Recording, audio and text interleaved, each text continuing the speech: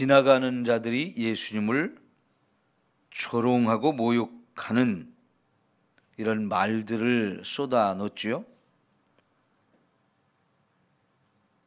성전을 헐고 사흘에 짓는 자여, 네가 만일 하나님의 아들이여든 자기를 구원하고 십자가에서 내려와 봐라 라고 조롱을 했습니다. 여기 성전을 헐고 사흘에 짓는 자여 라고 하는 말, 이 말의 진짜 예수님의 의미는 뭐였어요? 자기 몸을 성전이라고 표현한 거였고요. 그 성전된 예수님의 몸을 죽이면 사흘 만에 다시 살아난다는 얘기였어요. 그저 헤롯의 성전, 화려하고 멋지고 어마어마하게 지은 그 성전을 의미하기도 하지만 사실은 예수님 자신의 몸을 성전이라고 말하는 거였고요. 그 성전을 죽여버리면 사흘 만에 다시 살아난다는 그런 의미로 이 말씀을 하셨는데, 지금 예수님이 그 일을 당하고 있는 거죠. 죽임을 당하고 있어요. 이미 십자가에 못이 박혔어요. 거기서 엄청나게 고통을 받으며 참고 있는데, 이런 말을 하는 것은 예수님이 하신 말씀의 의미를 전혀 깨닫지 못한 사람들이 이런 말을 하는 거고요. 실제로 예수님은 지금은 자기의 몸이 무너지고 있어요. 죽어가고 있어요. 그러나 죽고 나면 사흘 만에 다시 살아나게 될 거죠. 그러니까 여러분, 예수님이 얼마나 답답하고요, 그 어리석은 말을 하는 사람들이 얼마나 불쌍하게 보이겠습니까?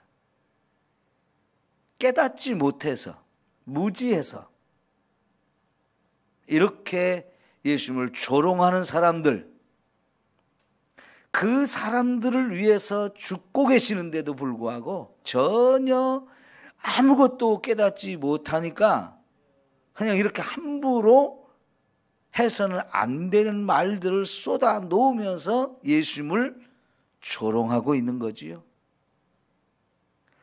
여러분, 우리가 깨달을 것을 깨닫지 못하면 이런 죄들을 범하게 됩니다. 깨닫지 못하는 그 자체도 자기가 망하는 길이지만 깨닫지 못하니까 이렇게 엄청난 죄를 짓고 있어요. 네가 만일 하나님의 아들이여든 자기를 구원하고 십자가에서 내려오라. 예수님이 하나님의 아들이 맞거든요. 그죠? 그런데 하나님의 아들을 자기들이 못 박아놓고 그게 맞는 거, 하나님의 아들인 것을 증명해 보라는 거예요. 너 스스로가 너를 구원해 봐야 네가 우리를 구원한다는 걸 우리가 믿지 않겠느냐 하면서, 우리를 믿게 하려면 내 자신이 먼저 너를 구원해서 십자가에서 내려와 봐라, 이렇게 말하는 거죠. 여러분, 네가 만일 하나님의 아들이여든, 이게 마태복음의 앞부분에서도 한번 나오죠. 누가 했던 말이에요? 사탄이 마태복음 4장에서 예수님을 처음 와서 시험할 때 꼭 이렇게 말했어요. 그죠? 네가 만일 하나님의 아들이여든 이 돌을 가지고 떡으로 만들어 먹어봐라. 여러분, 이 말이 얼마나 무서운 죄인지도 모르면서 하는 소리예요. 마귀가 처음 예수님을 시험했던 말 그대로 다시 가지고 와서 하고 있다는 거. 그러니까 지금 이 무지한 사람들을 마귀가 이용해서 예수님을 또 시험하고 있는 거예요. 네가 네 자신을 증명해봐라, 그러면 나도 믿을 거다 하면서 이렇게 예수님을 조롱하고 모욕하는데요. 예수님에게 이 제사장들과 바리새인들이 뒤집어 씌운 죄목이 뭐였습니까? 신성모독죄죠. 그런데 자기들이 지금 신성모독죄를 범하고 있는 거예요. 그걸 몰라요. 자기가 무슨 죄를 짓고 있는지도 모르는 거예요. 그러면 여러분, 이런 말을 들을 때 예수님이 진짜 자기를 얼마나 증명해 보이고 싶겠어요. 예? 그래, 니들 말대로 내가 정말 하나님의 아들이고 메시아라는 걸 보여줄게 하면서 얼마든지 십자가에서 내려올 수 있는 거고요. 그럼 니들 내가 이렇게 하는 걸 봤으니까 믿을래? 하면서 예수님이 자기를 증명해 보일 수 있겠지만요, 여러분, 그 증명해 보일 수 있는 능력을 가지신 분이 증명을 안 하시죠? 왜 그래요? 그렇게 증명할 건 의미가 없기 때문에요. 조금만 시간이 지나면, 죽음을 당하고 사흘이 지나면 이제 증명이 되는 거예요. 그때는 부인할 수가 없는 거지. 아니, 그런데요, 이렇게 몰라서 죽이던 사람들도요, 54절에 보니까 백부장 이런 사람들 어떻게 했어요? 예수님이 죽는 모든 과정을 다 지켜보고 나서 이분이 정말 하나님의 아들이 맞다라고 깨닫잖아요. 44절에 보면 강도 2명이 다 예수님을 같이 조롱하고 욕했지만 결국은 오른편에 있는 강도는 그러다가 예수님이 하나님의 아들이 맞다는 걸 깨닫고 나서 그 자리에서 믿음을 고백하고 그 자리에서 구원을 받았거든요. 굳이 증명해 보이지 않아도, 그들이 원하는 대로 증명해 보이지 않아도 깨달을 사람은 깨닫는 거고요. 그리고 때가 되면 다 증명이 돼요.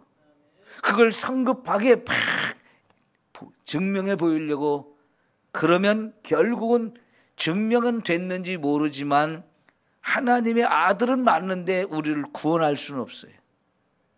이게 예수님이 참아야 됐고 견뎌야 했던 이유예요.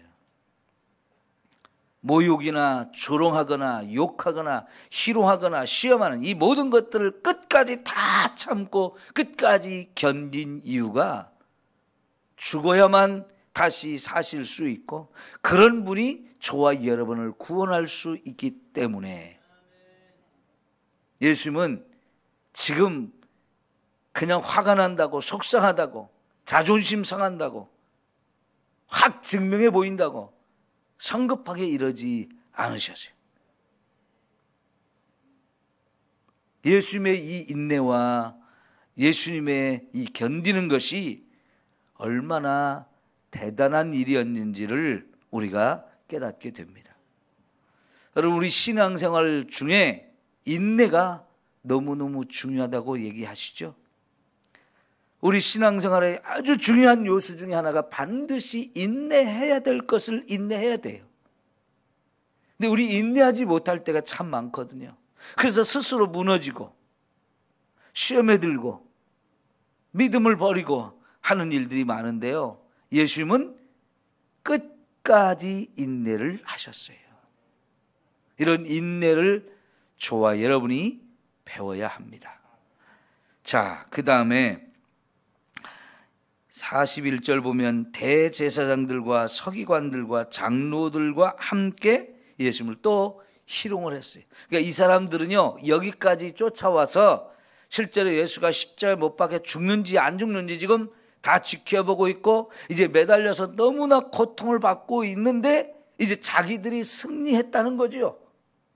꼼짝없이 예수는 이제 죽는다는 거죠. 자기들이 맞았다라고 하면서 예수님을 조롱하는데, 그가 남은 구원하였을 때 자기는 구원할 수 없도다. 그가 이스라엘의 왕이로다 하면서 십자가에서 또 내려와 보라는 거죠. 역시 이 사람들도 예수님이 이스라엘의 왕 되심을 부인하면서 조롱하고 욕하는데요, 사실은 예수님이 진짜 왕이시잖아요. 여기서 왕되심을 또 증명해 보이라고 하는 건데, 증명해 보이고 싶은 마음 막 굴뚝 같겠죠. 그러나 그것을 참아서 예수님이 죽어야만 저와 여러분을 살릴 수 있기 때문에 이렇게 참고 견디는 것이, 결국은 이 십자가에 예수님이 죽으시는 것은 누구와의 싸움이냐? 예수님 자기 자신과의 싸움이에요. 화가 나고 속상하고 자기를 증명해 보이고 싶고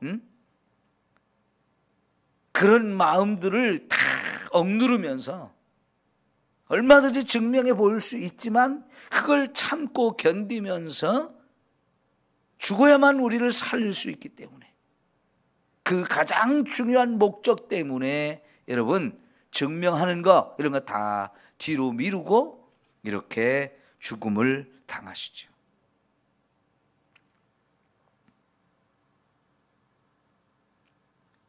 그가 하나님을 신뢰하니 하나님이 원하시면 이제 그를 구원하실지라. 그의 말이 나는 하나님의 아들이라 하였도다. 여러분 꼭 뭐와 같으냐면, 마귀가 처음 예수님을 시험할 때 성전 꼭대기에 예수님 데리고 올라가 가지고 거기서 뛰어내리라고. 그러면 네가 하나님의 아들이니까 뛰어내리면 잘못하면 죽을 수도 있고 다리 몽둥이가 부러질 수도 있는데, 하나님의 아들이 그런 모양이 되도록 하나님께서 내버려 두지 않고 반드시 천사들을 보내서 다리를 탁 받쳐가지고 사뿐히 내려앉게 해주지 않겠느냐. 똑같은 얘기를 하는 거죠. 이거는 그러니까요, 지나가는 사람들을 이용하기도 하고, 예수님을 십자가에 못 박은 이 대제사장들과 장로들과 서기관들, 이 사람들을 이용한 게 사탄이라는 사실이 그대로 드러나는 거예요. 계속해서 마귀의 종도로 타며 마귀의 도구가 돼가지고 예수님을 십자가에 못 박으면서 희롱하고 조롱하는 이런 모습들을 보여주고 있는 거죠. 결국 마귀가 이긴 것 같았어요. 예수님이 전혀 증명을 못하는 것처럼 보였어요. 그들의 말대로 예수님은 하나님의 아들도 아니고 하나님과 아무 상관도 없고 우리를 구원할 만한 능력이 없는 것처럼 보였어요. 그래서 너무나 무기력하게, 너무나 힘없이 돌아가시는 그런 모습을 보여주고 말하는데, 힘이 없어서가 아니죠. 하나님의 아들이 아니기 때문에 아니죠. 하나님이 그를 무시해버리고 모른 체 해서 그렇게 된 게 아니죠. 하나님도 참으셔야 됐어요.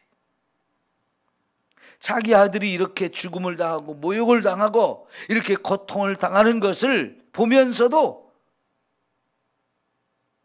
참으셔야 됐어요.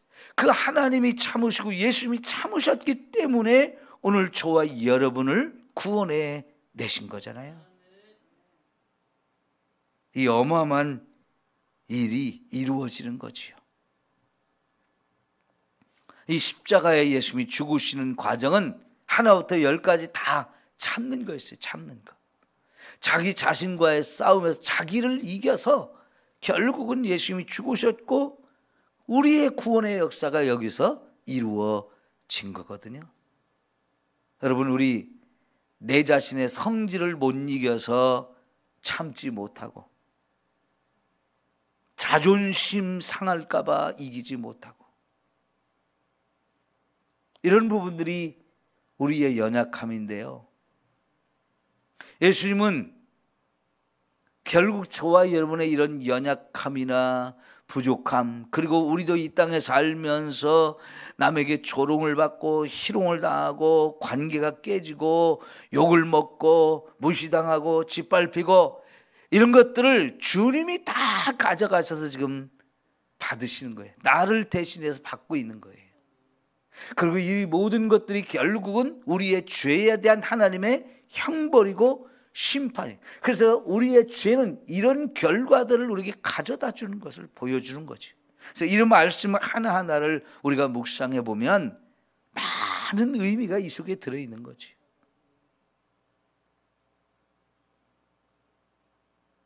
저와 여러분에게 평안을 가져다 주고, 저와 여러분이 이기지 못하고 힘들어하고 막 씩씩거리면서 막 화가 나가지고 견디지 못할 때 이런 예수님을 생각하면서 나도 참게 하시고 내 자신과 싸워서 이기게 하라는 거예요. 나를 십자가에 못 박아야만 우리가 끝까지 믿음을 지킬 수 있다는 거잖아요. 사도 바울도 계속해서 우리에게 강조하는 것이 나는 날마다 죽는다. 어제 죽었는데 오늘이 되니까 또 살아나가지고 나의 자아가 주인 노릇하려고 하고 내 육체가 주인 노릇하려고 하고 마귀가 또 나를 유혹하는데 내 안에 있는 이 욕심들이, 정욕들이 자꾸 또 나를 죄악의 길로 끌고 가려고 하는데 이것과 싸우기 위해서는 결국 나를 십자가에 못 박는 것밖에 없다는 거죠. 그래서 날마다 죽지 않으면 나의 자아가 살아나가지고 또 이렇게 자꾸 죄를 짓게 하고 무너지게 하는 이런 모습이 있기 때문에 죽으면 아무 문제가 없다는 거죠. 그죠? 죽고 나면 뭘 유혹해도 그게 의미가 없는 거고요. 죽고 나면 내 육체, 이 정욕, 이게 아무 역할을 하지 못하는 거고요. 화도 내지 못하고 성질도 못 내고 자존심도 없고 그게 자꾸 죽으라는 거예요. 여러분, 예수님이 십자가에서 이렇게 자기를 죽이면서 이런 어마어마한 싸움을 하고 우리를 구원하신 것처럼 저와 여러분도 날마다 나를 죽이는, 십자가에 못 박는 싸움을 해야 합니다. 누가 내 자존심을 긁어놔도 참을 수 있고요. 누가 나를 모욕하고 얼굴에 침을 받고 때려도 그것도 견딜 수 있고요. 이게 그냥 이기려고 하면 안 되잖아요. 못 하잖아요, 우리는 그걸. 그러니까 아예 죽여버리자. 십자가의 못을 박아서 나를 죽여버리자. 그러니까 여러분, 이 새벽마다 하루를 시작하는 이 시간에 저와 여러분을 십자가의 못을 박고 시작하십시오. 나를 죽여놓고 시작하십시오. 나는 죽었다. 오직 내 안에 예수님이 오셔서 나를 대신해서 사시는 것이다. 이게 이루어져야 제대로 신앙생활을 할 수 있어요. 이게 진짜 주님을 닮은 모습이 되는 거예요.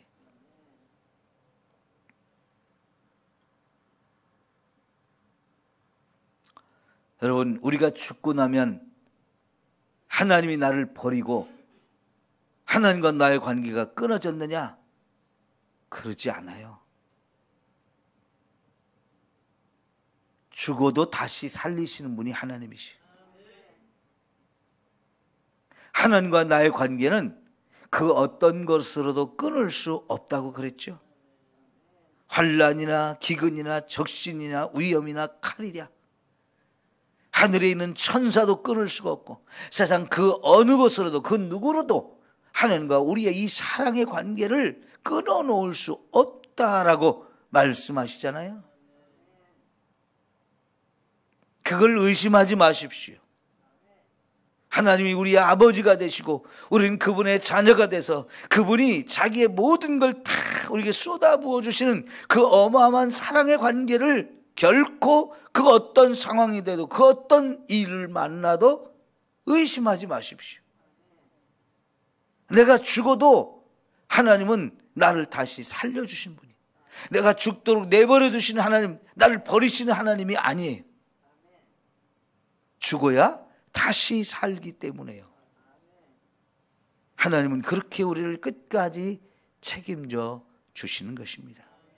그러니까 여러분, 초대교회 때에 그 어마어마한 박해 속에서 수많은 성도들이요, 재산을 다 빼앗기고 직장에서 쫓겨나고 가족들을 먹여 살릴 수가 없고 감옥에 가두고 짐승들의 밥이 되게 하고 십자가의 못을 받고 온갖 잔인한 방법으로 죽이는데도 불구하고 믿음을 버리지 않았던 이유가 그거예요. 내가 이렇게 된다고 해서 하나님 나를 버렸기 때문에 그런 게 아니라는 거예요. 예수님도 이 길을 가셨기 때문에 나도 이 길을 갈 수 있다라고 하면서 주님을 생각하면서 끝까지 참고 주님에 대한 믿음을 배반하지 않았어요. 하나님이 나를 책임져 줄 것이다라는 이 확신을 가지고 그렇게 견디고 또 견디면서 순교하는 그 놀라운 일들을 보여줬죠. 이게 믿음의 위대한 힘입니다. 그래서 히브리서 12장에서 뭐라고 그랬어요? 이런 사람들은 세상이 감당할 수 없는 사람들이다. 네. 믿음이 세상을 이기는 거라고 그랬어요. 믿음이 세상을 이기는 거예요. 믿음 생활하는 걸 너무 쉽게 생각하면 금방 변질됩니다. 이런 어떤 어려움이 오고 고난이 와도 나보다 먼저 십자가에서 이런 고난을 나를 대신해 받아주신 그 예수님을 생각하면서 끝까지 참고 견뎌야 그게 진짜 이기는 거고요. 그게 승리하는 거예요. 여러분, 이런 믿음을 내게도 주옵소서. 이런 믿음을 내게도 주옵소서. 그 기도가 저와 여러분의 기도가 될 수 있기를 축원합니다. 기도하겠습니다.